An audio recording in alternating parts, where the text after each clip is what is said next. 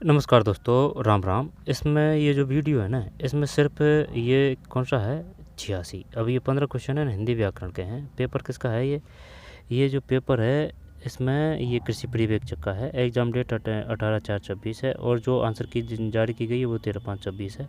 अब इसमें सिर्फ ये बाकी के रह रहे हैं ना 86 से। ये 15 क्वेश्चन देखेंगे हिंदी व्याकरण के, ठीक है। जिसके भी सिलेबस में अगर हिंदी व्याकरण है तो सभी के लिए काम का है। चलिए शुरू करते हैं। इनमें से कौन सा शब्द पर उपसर्ग से निर्मित नहीं है? बताइए भाई, क्या करना है इसमें। पर उपसर्ग से निर्मित नहीं है। पर उपसर्ग का तो देख सीधा सट जुगाड़ ये है, यहाँ तो आप बोल के देख लीजिए कि भाई कौन सी ध्वनि है जो उत्पन्न हो रही है, ठीक है। यहाँ पर आप मूल शब्द निकाल लिए। अगर मूल शब्द निकाल लिया और अगर उसका अर्थ है तो प्रत्यय, उपसर्ग और संधि ये गलत नहीं जाएगी। करते हैं दिखाना। पर उपसर्ग से निर्मित नहीं है। पर उपसर्ग से जब पर है ना, पराक्रम, पराजय, पराधीन, परदेश। जैसे कि पराजय, पराक्रम, पराजय, पराक्रम, पराधीन, परदेश और परतंत्र ये बढ़िया तरीके से गुमराह कर रहा है ना। पर उपसर्ग से निर्मित नहीं है तो फिर ये एक तो डी कर दे और ई कर दें। क्या भाई डी ई है क्या इसमें? डी ई तो ऑप्शन में ही नहीं है।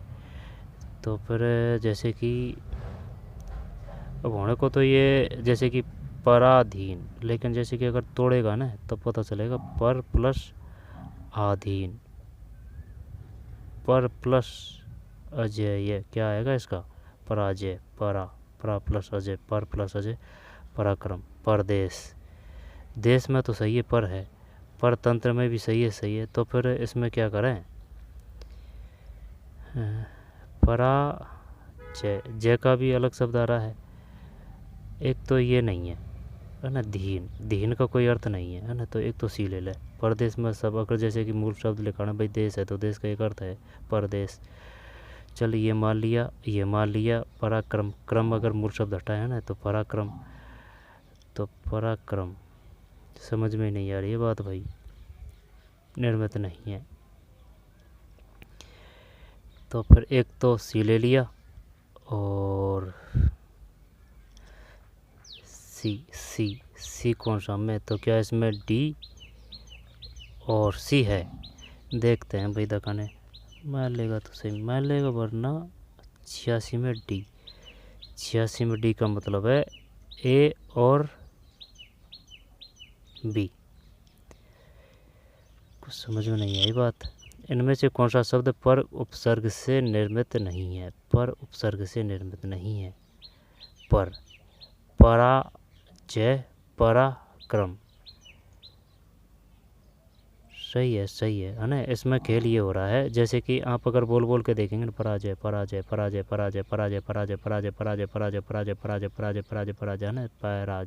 ना, तो पराक्रम। अब लेकिन ये जो है ना पराधीन, ये तो सही बताया था पढ़ने, उपसर्ग से निर्मित नहीं है। पर उपसर्ग से निर्मित नहीं है तो 86 में डी का मतलब ए और बी। सही कहा बताया, बिल्कुल एकदम गलत बताया था। पराधीन तो है पराजय और पराक्रम। परतंत्र प्रदेश में तो कोई समस्या नहीं थी है ना, ज़्यादा दिमाग लगा दिया। अब रही बात पराधीन की, तो पर प्लस आधीन, हाँ सही है ये पर प्लस आधीन। तो ये तो सही था अपना, पर प्लस आधीन। पराक्रम, पराजय ये तो अलग ही दिख रहा था दिखने को तो, लेकिन मैंने कि कहीं क्या पता भाई ये हो इसमें। तो परतंत्र सही है, परदेश सही है। अब ये जो परा है ना, ये दिख रहा है जो परा नहीं है, अगर इसको आप तोड़ेंगे ना तो पर प्लस अधीन आएगा, के अधीन आएगा, पर प्लस अधीन आएगा, पर अधीन आएगा ना। पराधीन, पर प्लस अधीन आना चाहिए, ठीक। पर प्लस तो पराधीन है, परदेश है, परतंत्र है, ठीक। और अगर जैसे इस प्रकार से देखें ना तो भाई इसका मूल शब्द कौन सा है? धीन है, तो धीन का तो मूल शब्द है ना ये जुड़ा हुआ है इसमें, ठीक। पराधीन यानी कि ये जो दिख रहा है इस पर ध्यान मत दीजिए, जो नहीं दिख रही है जो ध्वनि उत्पन्न हो रही है उस पर ध्यान दीजिए। तो पराधीन, परदेश, परतंत्र, पराक्रम, ये तो परा है इसमें तो, है ना, लेकिन वो चक्कर पाड़ दिया। एक चक्कर पाड़ेगा वो, जैसे कि इन में और इन में, है ना, 19-20 का अंतर होता है इनमें। फिर पर्यायवाची शब्द, तो फिर नदी। अब नदी को तो आपगा ही बोलते हैं, सही है ना, नदी को आपगा ही बोलते हैं। अगर इस पे अगर श्योर है तो फिर जैसे कि नदी, फिर ए में अगर एक है, ए में अगर दोनों में है एक, तो फिर ये तो पार नहीं पड़ेगी। और देख, चिड़िया, चिड़िया, धूप, कासार और झील। ये तो और तो समझ में नहीं आ रही, लेकिन जैसे कि नदी का तो आपका ये तो पड़ा पड़ा सा लग रहा है ना। और रही चिड़िया और शकुंत और झील, तो चिड़िया, चिड़िया का तो पता नहीं है भाई, तो ये तो पार नहीं पड़ेगी। एक और फैक्ट आना चाहिए तब जाके क्वेश्चन क्लियर हो। नदी, आपका, धूप, कासार, कासार। चल ये जो है नहीं नहीं आता भाई। 87 87 87 में बी है। बी का मतलब है 1 4 2 3, 1 4 2 3 है, 1 4 2 3 1 4। अरे यार ये 1 4, ये सही कर रहे थे अपन, है ना, 1 4 2 3। अब वो तो वही बात है, कन्फर्म नहीं है तो फिर वो गलत ही है। नदी आपका सही था अपना, ठीक है। अब ये चिड़िया का भी ये बता रहा था कि भाई शांति आती है चिड़िया बोलती है जब, तो चिड़िया शकुंत। लेकिन फिर और ये धूप का भी ये सही था कि भाई ये जैसे कि ताप है ना, ताप है, वो इसमें शब्द सा आ रहा है ताप, है ना, धूप से ताप सा आ रहा है, तो भाई चल ये भी मान लेते हैं, लेकिन वो श्योर नहीं थे। तो नदी का तो है आपका, आपेगा, यानी कि आपड़ी नदी है आपका। धूप, धूप में जैसे कि धूप को दोपहरी बोलते हैं, ताप भी बोलते हैं ना, तो आतप। चिड़िया, चिड़िया, चिड़िया बोलती है तो भाई सुकून मिलता है ना, तो शकुंत, चिड़िया शकुंत। और झील कासार। अब ये तो याद नहीं था, लेकिन झील जैसे कि अब देखें तो जैसे कि समुद्र, ठीक है, और समुद्र और तालाब, है ना, सर भी बोलते हैं तालाब को संस्कृत में, सर। ऐसा में तो मिलता जुलता है ना। और अगर देखें तो धूप भी मिलता जुलता है, आतप, झील भी मिलती जुलती है, कासार, चिड़िया, शकुंत, ठीक है, शकुंत। और नदी आपका, तो बाहर से लेते हैं। नदी तो है आपका, धूप है, आतप, चिड़िया है, शकुंत, झील है, कासार। बढ़िया क्वेश्चन है, कासार, दोनों गलत। फिर 87 के बाद में 88। निम्नलिखित में से कौन सा उदाहरण गुण संधि से संबंधित नहीं है?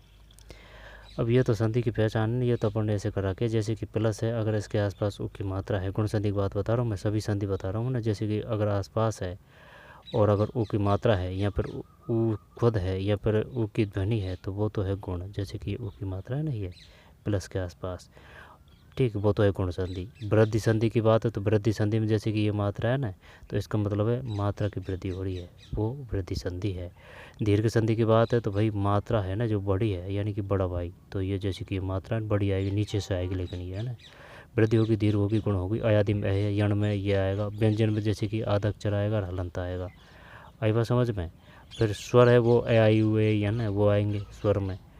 फिर बची कौन सी? गुण में बता ही दिया, वो की मात्रा है वृद्धि, दीर्घ, अयादि, स्वर। स्वर में ए आई यू ए आई, ठीक है। फिर विसर्ग की बात है, उसमें विसर्ग आएगा। 80% क्वेश्चन हो जाते हैं जहाँ तक सही। लेकिन जैसे कि अगर बड़ी लेवल की है एसआई वगैरह, तो वो गुमराह कर सकते हैं ना, बढ़िया बड़े ऑप्शन देखे। कौन सा उदाहरण गुण संधि से संबंधित नहीं है? अब देखते हैं, दिखाने करते हैं, कर पाते हैं नहीं कर पाते। उदाहरण गुण संधि से संबंधित नहीं है। गुण, तो गुण उपेक्षा है, ठीक, उपयुक्त है, आत्मोत्सर्ग है। अब कृपाचार्य 21 वर्ष। ई और डी देखते हैं भाई, दिखाने ई और डी, ई और डी है तो है भाई, ई और डी आंसर देख दिखाने। अगर मान लिए तो ये तेरे की सी है भाई, सी और ई।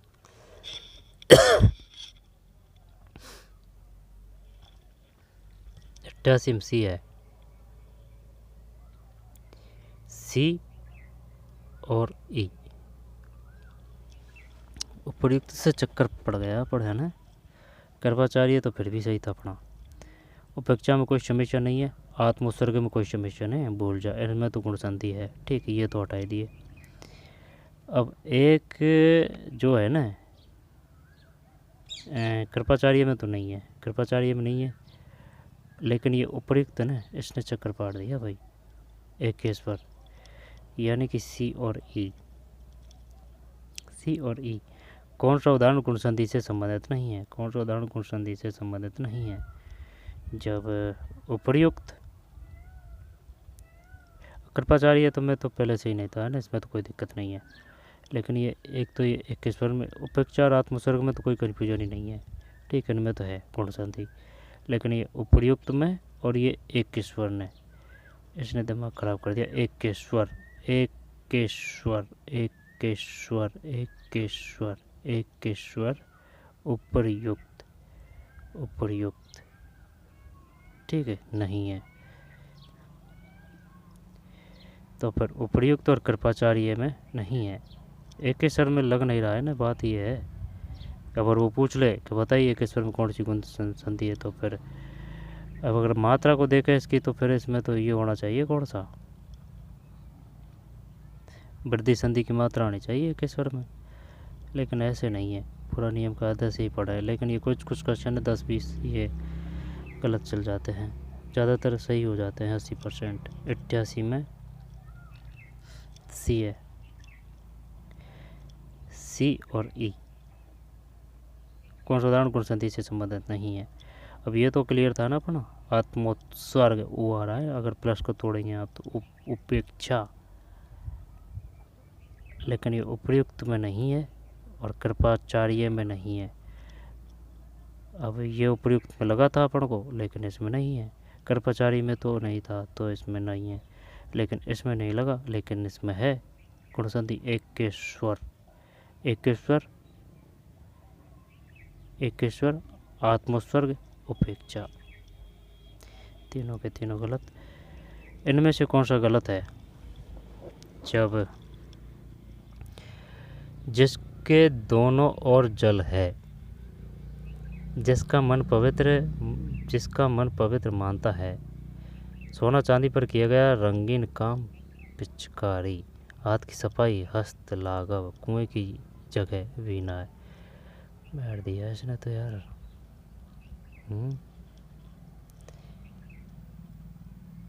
जिसके दोनों ओर जल है, RSSMP ने एग्जाम लिया है। जिसके दोनों ओर जल, कौन सा गलत है? एक गलत है, जिसे मन पवित्र मानता है, चल मान लेते हैं। सोना चांदी पर किया गया रंगीन काम, पिचकारी, हाथ की सफाई, कुएं की जगह। नहीं जानते भाई, नहीं जानते, चल छोड़। 89 में बी का मतलब है ए और सी, ए और सी। जिसके दोनों ओर जल है, ये तो सही है, जल को धारण करने वाला वो जलधर है, ठीक है। लेकिन सोना चांदी पर किया गया रंगीन काम, पिचकारी, नक्काशी, ब्लू पॉटरी, हाथ की सफाई है ना, वो सही है, हस्तलाघव, कुएं की जगह बीना है, ये पता नहीं भाई। कुएं की जगत, कुएं की जगत मतलब कुएं की जगत बीना है, कुएं की जगत बीना है, बीना है, बीना है। अच्छा, दोबारा से लेते हैं भाई। 89 में बी, ए और सी, ए और सी। जब ये तो हटा दे भाई।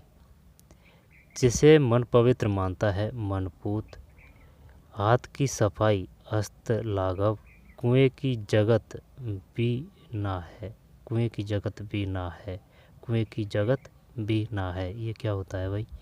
हाथ की सफाई तो चल फिर भी आ रही को समझ में, हस्त लाघव, कुएं की जगत भी ना है, ये तो सही था। लेकिन कुएं की जगत ये बीना है, याद कर लीजिए भाई, जगत बीना है, हाथ की सफाई हस्त लाघव है। द्वीप किसे कहते हैं? जिसके चारों ओर पानी हो। प्रायद्वीप किसे कहते हैं? जैसे अपना भारत है तो 3 ओर पानी हो। चलिए भाई आगे चलते हैं। 89 में बी है, 89 में ना, 89 में बी AC। निम्नलिखित विकल्पों में मुहावरे उसके अर्थ के असंगत योग की पहचान की। ये तो सही चल जा भाई। सर्द असंगत, लोहा मानना, श्रेष्ठ हाथ पैर मारना, बहुत पछताना, हाथ के तोते उड़ना, स्तंभ होना। असंगत युग की पहचान कीजिए।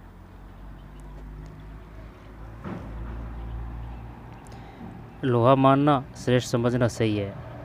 हाथ पैर पताना, बहुत पताना सही है। हाथ के तोते उड़ना, स्तंभ होना, सर्द हो जाना, सर्द हो जाना। देखते हैं भाई दुकान है 90 में, वही तो कह रहा हूँ 90 में सी है भाई। तो बैठ दी 90 में सी है ये।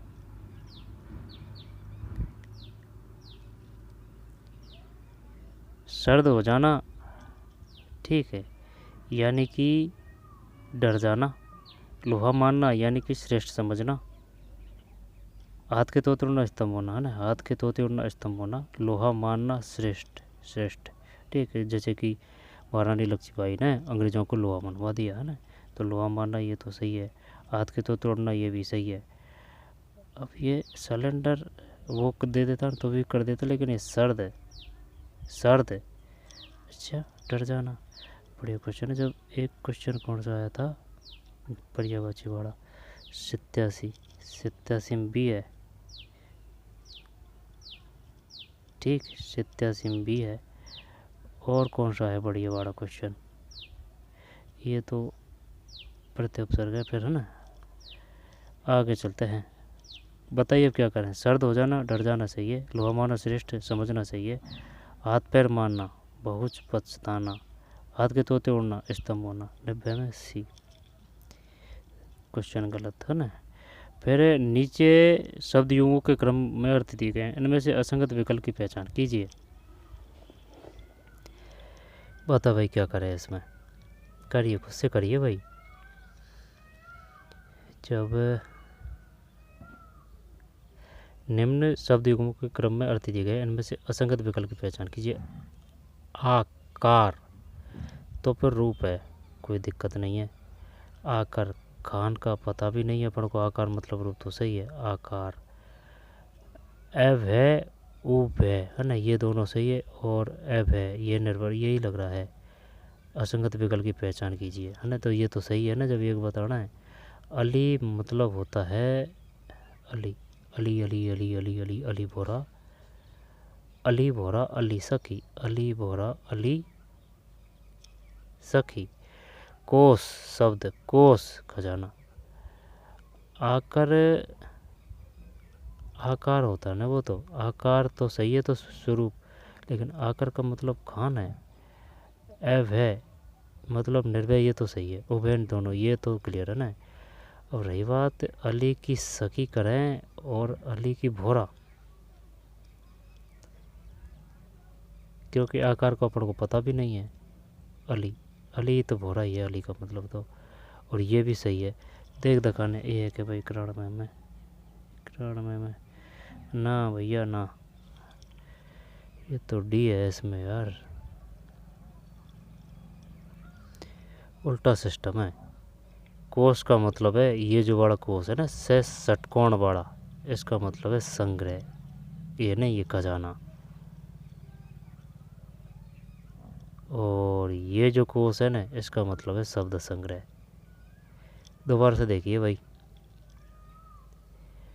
आकर का 91 है ना, आकर का मतलब है, असंगत विकल्प पहचान करिए ना, जब ये हटा दिया। आकर का मतलब खान है, और आकार मतलब रूप है। एव है, निर्भय है, ऊप है, दोनों है, सही है। अपसोर किसे कहते हैं? उपसोर कैसे कहते हैं? उपसोर मतलब जैसे कि पृथ्वी और सूर्य पास पास हो, उपसोर है, ठीक है। और अप यानी कि पृथ्वी और सूर्य दूर हो।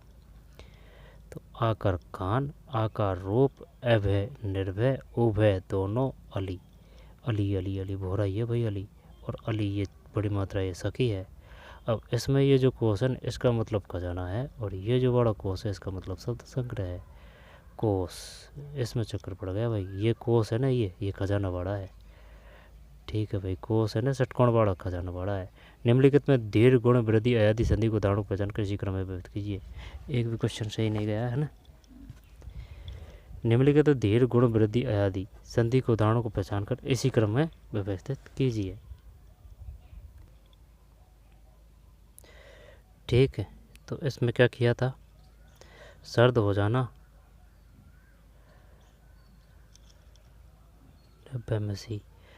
सर्द हो जाना, डर जाना, लोहा मारना, श्रेष्ठ समझना, हाथ के तोते उड़ना, स्तंभ होना। साथ के साथ याद करते हुए चले, ये नहीं कि हाँ भाई चल क्वेश्चन निकाल रहे हैं। आई बात समझ में। फिर ये जैसे कि उपसर्ग है, प्रत्यय, शब्द, युग्म है, इनमें आप क्या ही नियम लगाएंगे, ये तो फैक्ट याद है तो करेंगे क्वेश्चन, नहीं तो वरना गलत जाएगा। तो जैसे कि आकार का मतलब कान है, आकार का रूप है, अभय का निर्भय है, उभय का दोनों ओर है, अली का बोरा है, अली का सखी है, कोष, कोष का ये आ जाएगा खजाना, और ये जो कोष है ये शब्द संग्रह है। तो कोष खजाना, कोष खजाना, यानी षटकोण बड़ा है ना, वो खजाना है। 91 में डी है, 91 में डी। फिर निम्नलिखित में दीर्घ गुण वृद्धि अयादि संधि के उदाहरणों को, अयादि यानी अय आता है, को पहचान इसी क्रम में व्यवस्थित कीजिए। जब करते हैं दिखाना है ना, दीर्घ, दीर्घ मतलब भाई बड़ी मात्रा आएगी। अब दीर्घ मतलब अगर बड़ी मात्रा आएगी ना, यानी कि ये देखने को मिलेगी आपको, जैसे कि दीर्घ, दीर्घ क्या परेशानी आ रही है इसमें,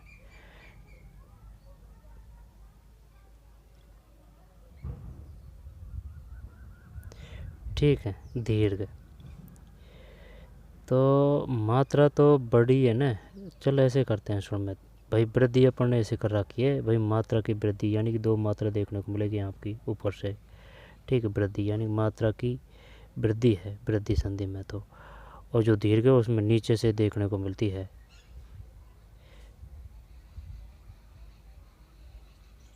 एक क्या ही प्रॉब्लम आ रही है भाई इसमें, एक मिनट है ना। तो ये जो वृद्धि है तो इसका मतलब बनौषधि कर देते हैं इसमें।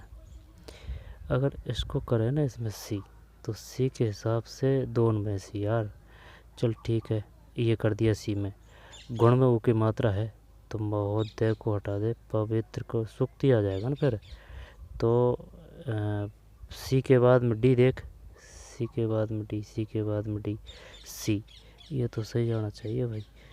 बाण में डी है यार, 92 में डी,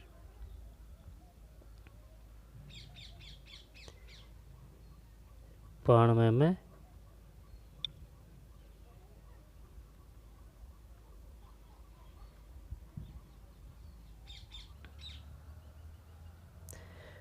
में डी है, 92 में डी है ना, तो फिर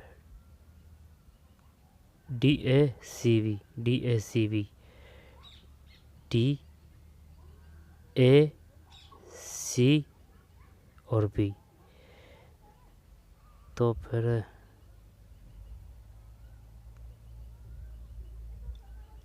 बाणवे में डी, बाणवे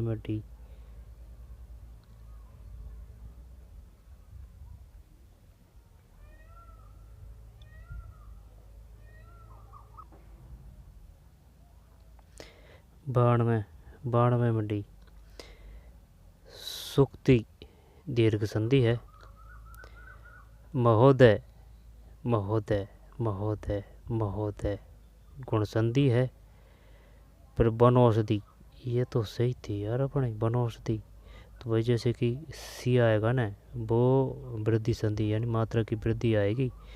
तो फिर अगर ये जो है सेकंड नंबर पे सी देख, सेकंड नंबर पे सी एरिया, तो फिर अयादि संधि में तो ए ये आएगा ना, ए ये आएगा, तो फिर पवित्र में तो है फिर ए पवित्र, ये तो ध्यान नहीं दिया सही है ना। जैसे कि सुक्ति, लेकिन सुक्ति से जरूर चक्कर पड़ रहा है, वो की मात्रा आ रही है सुक्ति में, गुण में आनी चाहिए थी है ना, तो सुक्ति दीर्घ संधि है। अब रही बात गुण की, गुण ये महोदय है। फिर सी बनौषधि, बनौषधि में कोई समस्या नहीं थी है ना, लेकिन दोनों में था वही ऑप्शन, एक से पार नहीं पड़ी। फिर अयादि पवित्र, हाँ तो फिर पवित्र में जैसे कि अयादि में ए मिलेगा तो आपको, यण में ये मिलेगा, व्यंजन में हलंत और आधा अक्षर मिलेगा, क्या क्या कहना है ये है ना, व्यंजन मिलेगा, कहने का मतलब वो है व्यंजन में क्या क्या कहना है ना, ये बोलेंगे व्यंजन और आधा अक्षर। तो फिर सुक्ति, फिर महोदय में गुण है, सुक्ति में दीर्घ है, सुक्ति में दीर्घ है, गुण में महोदय है, वृद्धि में क्लियर था, कोई दिक्कत नहीं थी, पवित्र। तो इससे हो जाता भाई सी और बी से हो जाता क्वेश्चन। पवित्र पे ध्यान नहीं दिया सही, सब क्वेश्चन गलत है ना, एक भी क्वेश्चन सही नहीं गया अभी तक। निम्न में से कौन से शब्दों में प्रत्यय संबंधी अशुद्धि है? आवश्यकीय, आवश्यकीय, दायित्व, अधीन, व्यावसायिक, पूजनीय। इन्होंने जो ये क्वेश्चन बनाया ना, ये जैसे कि वो एसआई में आती है ना हिंदी, उस प्रकार की, उस प्रकार का लेवल है। जब आवश्यकीय, दायित्व, अधीन, पूजनीय, व्यावसायिक शब्दों में प्रत्यय संबंधी अशुद्धि है, आवश्यकीय, अधीन, व्यावसायिक, पूजनीय, दायित्व है ना, करना जरूरी है, सही जा गलत जा वो कोई दिक्कत नहीं है, करेंगे ही नहीं तो वो बहुत गलत है, ठीक है, गलत जाएगा तभी तो सही जाएगा, ठीक है। और डायरेक्ट क्वेश्चन देके आंसर देके वो लिखने में वो कोई मतलब नहीं है, आंसर देखते हैं ना, ये नहीं पड़ेगी पार। प्रत्यय संबंधी अशुद्धि, पूजनीय, व्यावसायिक, अधीन, दायित्व, शासकीय। एक तो दायित्व पता नहीं भाई, 93 में डी है, 93 में ए और डी, ए और डी है ना, ए और डी, ए और डी, ए और डी, इनमें अशुद्धि है। दायित्व, अधीन, व्यावसायिक, दायित्व, दायित्व, दायित्व, दायित्व, दायित्व, अगर बोलने से लग जाए ना तो फिर वो अशुद्धि है ना, वो भी नहीं होगी, ठीक है। तो शब्दों प्रत्यय संबंधी आवश्यकीय ये हटा दिया, पूजनीय हटा दिया, जबकि दायित्व है, अधीन है, व्यावसायिक है, दायित्व है, अधीन है, व्यावसायिक है। 94 ये तो सही जाना चाहिए भाई। कृष्ण के लिए अर्पण, तीनों भवनों का ये द्विगु संख्यावाचक, चल ये तो ये कर दे, ये भी दे रखा है इसमें, 7 है खंड, तो ये तो वैसे कि जाता है जाता है जाता है, फिर लास्ट में बताता है बहुब्री, बहुब्री पीला है जिसका अंबर, लंबी लंबा है जिसको उधर लंबोदर। फिर कृष्ण के लिए अर्पण, अब विद्या ही है रत्न, विद्या ही है रत्न, कृष्ण के लिए तो ये तत्पुरुष है, कर्ता ने कर्म को कर्ण दे द्वारा संप्रदान के लिए अपदान से गुण अधिकरण में पूरी समुद्र अड़े हो, हिंदी में 8 है तत्पुरुष के प्रकार है ना, और संस्कृत में 7 है, लास्ट में 8वां वो भी आता है संबंध, काके की रारेरी ना ने नी, ठीक है, वो पहचान है। कृष्ण के लिए अर्पण, तत्पुरुष, विद्या ही है रत्न, यानी कि ये कैटेगरी बताता है ना, कैटेगरी, काला गोला नीला पीला, तीनों भवनों का समाहार, ये द्विगु, 7 है खंड जिसमें, अब ये तो सही जाना चाहिए भाई। 94 ए का मतलब है 2 3 4 1, 2 3 4 1, 2 3 4 1, 2 3 4 और ये गया 1, कृष्ण के लिए अर्पण, ये सही था, विद्या ही है रत्न, कर्मधारय, तीनों भवनों का समाहार द्विगु, सही है संख्यावाचक, और जो माता से पिता से वो द्वंद है, ठीक है। तो द्वंद कर्मधारा कैटेगरी बताता है, तत्पुरुष वो कर्ता ने कर्म को कर्ण सिद्ध कर संप्रदान, बहुब्री जाता है फिर बाद में बताता है, 4 तो ये हो गया, एक बेभाव हो गया, 5 और एक कौन सा है, बहुब्री, तत्पुरुष, कर्मधारय, द्विगु और एक द्वंद्व है और एक विभाव है। कृष्ण के लिए अर्पण तत्पुरुष है, तत्पुरुष के लिए। ठीक, विद्या ही है रत्न, ये कर्मधारय है। विद्या ही है रत्न, तीनों भवनों का समाहार, द्विगु, 7 है खंड जिसमें बहुब्री। अच्छा क्वेश्चन है। 94 में ए है। ठीक, 94 में है।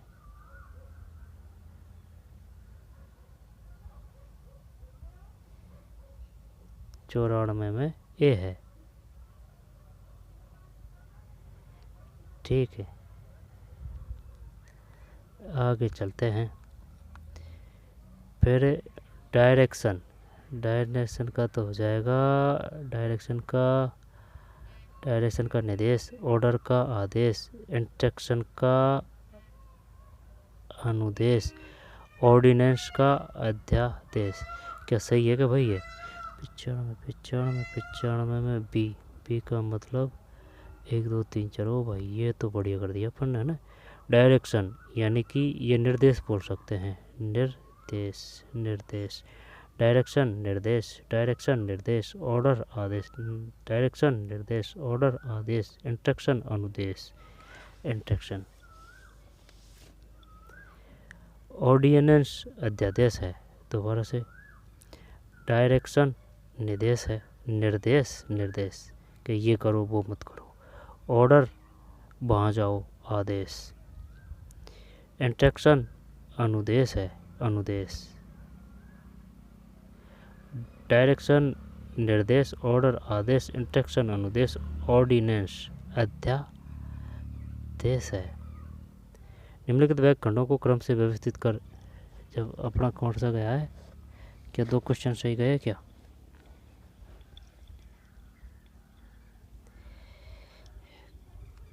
आगे चलते हैं। निम्नलिखित वाक्य खंडों को क्रम से व्यवस्थित कर सार्थक वाक्य बनाइए।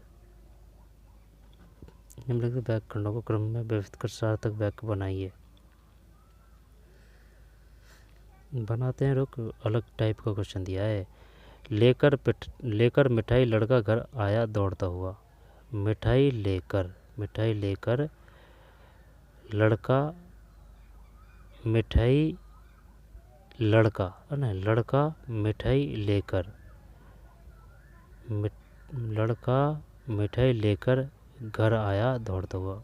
लड़का मिठाई लेकर घर आया दौड़ता हुआ। लड़का मिठाई लेकर, सी के बाद में बी, सी के बाद में बी सही है। सी के बाद में बी तो फिर ये डी है 96 में। हाँ, ये तो सही है, यानी कि ये है। तो फिर लड़का मिठाई लेकर दौड़ता हुआ घर आया। फिर शब्द और विलोम योग का कौन सा युग्म सही नहीं है? जब दुर्दांत का, नहीं, अशांत का शांत होगा भाई। तप्त का तृप्त, व्यक्त का त्यक्त का ग्रहित, दृष्ट का नम्र, अरे दृष्ट का नम्र ये सही है। त्यक्त का ग्रहित ये सही है। तप्त का तृप्त, चल ठीक है। दुर्दांत, अशांत का शांत आ जाएगा ना। फिर 97 में ए, यार दुर्दांत का ये नहीं है भैया, बी है इसमें, बी है।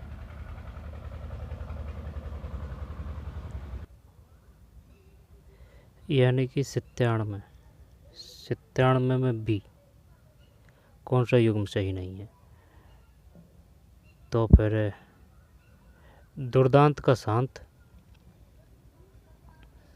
सही है, दुर्दांत का शांत। त्यक्त का ग्रहित, दृष्ट का नम्र, दृष्ट है ना, दृष्ट नम्र ये तो सही है। दृष्ट नम्र, त्यक्त ग्रहित, त्यक्त है ना, त्यक्त ग्रहित, दृष्ट नम्र। फिर दुर्दांत शांत।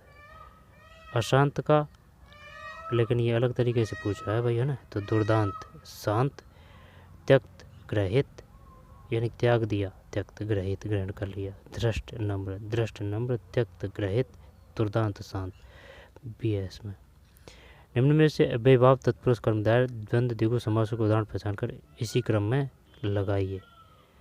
ओहो, सभी समास ही दे दिए। जब अव्ययभाव यानी कि नो चेंज, पॉकेट मार बेरहम, पसेरी सज्जन हरिशंकर, अव्ययभाव। द्विगु देख ले, द्विगु यानी शंकावाचक, पसेरी आ रहा है ना, तो फिर लास्ट में भी देख ले भाई, लास्ट में भी दोनों में है। तो फिर द्वंद्व देख ले, माता चे पिता चे, तो फिर पसेरी हरिशंकर, पॉकेट मार सज्जन, हरिशंकर लिखते हैं, हरि और शंकर।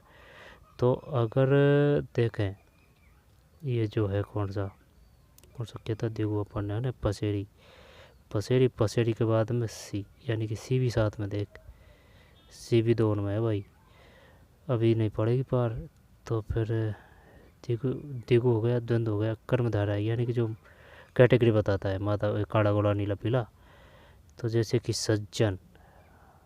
सज्जन या फिर बेरहम या फिर पॉकेट मार, या तो कुछ पल्ले नहीं पड़ रही है, तो फिर ऐसे करते हैं बेरहम नहीं छोड़, तत्पुरुष देख, तत्पुरुष कर्ता ने कर्म को करना चाहिए दोबारा, तो फिर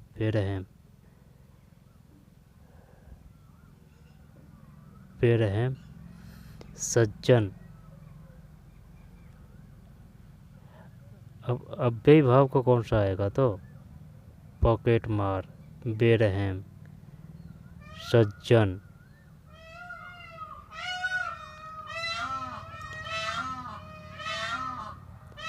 पता नहीं भाई, 98 में भी है, 98 में भी है। इसका मतलब हो जाएगा बेरहम है ना, वो तो है अव्यय भाव, नो चेंज। फिर पॉकेट मार, ये तत्पुरुष समास है, पॉकेट मार। फिर सज्जन, ये कर्मधारय सज्जन कर देते तो बढ़िया रहते भाई, है ना। फिर कैटेगरी बताता है ना ये। इसके बाद में ऐसे नहीं है काला गोला नीला पीला, जैसे कि अच्छा बुरा, है ना, ऐसे सज्जन कर्म, भाई कर्म को डिसाइड करता है ना। अब द्वंद्व है, तो फिर द्वंद्व में तो कोई कैसे हरि और शंकर, द्विगु में संख्यावाचक है, यानी कि वो है पसेरी है। दोबारा से देखिए, बेरहम में किसका उदाहरण, बेरहम है अव्यय भाव, अव्यय भाव मतलब नो चेंज, जैसे कि यथा संभव अव्यय भाव है। तो अव्यय भाव बेरहम है उदाहरण, अव्यय भाव का बेरहम है उदाहरण। तत्पुरुष का पॉकेट मार है, तत्पुरुष का पॉकेट मार है। अच्छा, वो पूछ लेता अब एक क्वेश्चन में, ये बता पॉकेट मार में कौन सा समास है। तत्पुरुष पॉकेट मार, कर्मधारय सज्जन, द्वंद्व में हरिशंकर और द्विगु संख्यावाचक है। पानी पुआ दिया भाई पेपर ने। डाक के 3 बात ये तो कर देंगे, घूम फिर कर अपना ही लाभ, है ना, परिणाम कुछ भी नहीं निकलना आने, तो ये अपने पे सही बैठती है। जैसे कि काफ़ी क्वेश्चन पेपर कर लिए, लेकिन वही डाक के 3 बात। हिंदी व्याकरण के 99 में डी, परिणाम कुछ भी नहीं निकलना। तदित प्रत्यय और निर्मित शब्द, तदित प्रत्यय वो लास्ट में जाके अर्थ बदल देते हैं ना, तदित प्रत्यय। जब मोरनी सम्मिलित कीजिए भाई, मोरनी, फिर कमती नर्तकी और कनकी में चक्कर पड़ेगा। सुन दो मेरी बात, मोरनी है ना, ये तो ये गया ना, फिर मोरनी में यानी डी में एक, चल ठीक है। फिर ती की बात है, तो ती तो फिर कोई में ही नहीं है, तो सीधा यार, यानी कि कमती, सी में दो, तो इसमें क्या सी है, ये जो है सो में सी है भाई। अलग टाइप के क्वेश्चन आए हैं 2-4, है ना, मिला ही देते हैं इनको।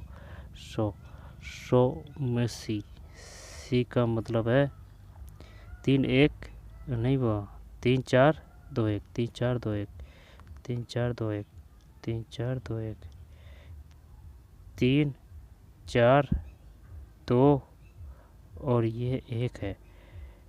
तो फिर नर्तकी, ठीक है,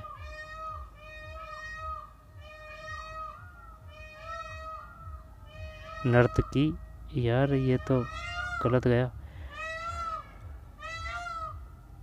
100, 100 में सी, 100 में सी का मतलब है 3 4 2 1, 3 4 2 1, 3 4 2 1, 3 4 2 1, ई नर्तकी, और ये की है ना, ये कनकी है, और ये जो ती है ना, ये कमती है, और ये जो नी है ना, ये मोरनी है।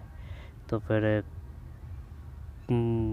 ती कमती, नी मोरनी, की कनकी, और ये ई। अब ये तगड़ा है बस, ये ई है ना। की में जैसे कि नर्त की भी है, कन की कैसे पहचान करेगा, पता कि इसमें वो है। अब इसको तोड़ के आप मूल शब्द इसका निकाल लिया ना, तो फिर आपको पता चल जाएगा इसमें कौन सा है। कन की, कन की, कन की, कन की, नर्त की, नर्त की, नर्त की, नर्त की, कन की, नर्त की, कन की, नर्त की। ये बोल रहा है भाई। ये थे भाई क्वेश्चन,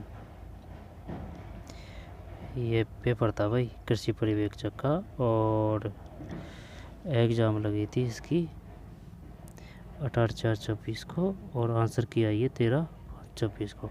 और राजस्थान जी के क्वेश्चन देखेंगे इसके बाद में। 3-4 क्वेश्चन सही गए थे, कोई नहीं, पढ़ते रहेंगे, मेहनत करते रहेंगे तो फिर हो जाएंगे सही, कोई परेशानी नहीं है। मिलते हैं कोई और वीडियो में, पढ़ते रहिए, मेहनत करते रहिए, मिलते हैं कोई और वीडियो में। धन्यवाद।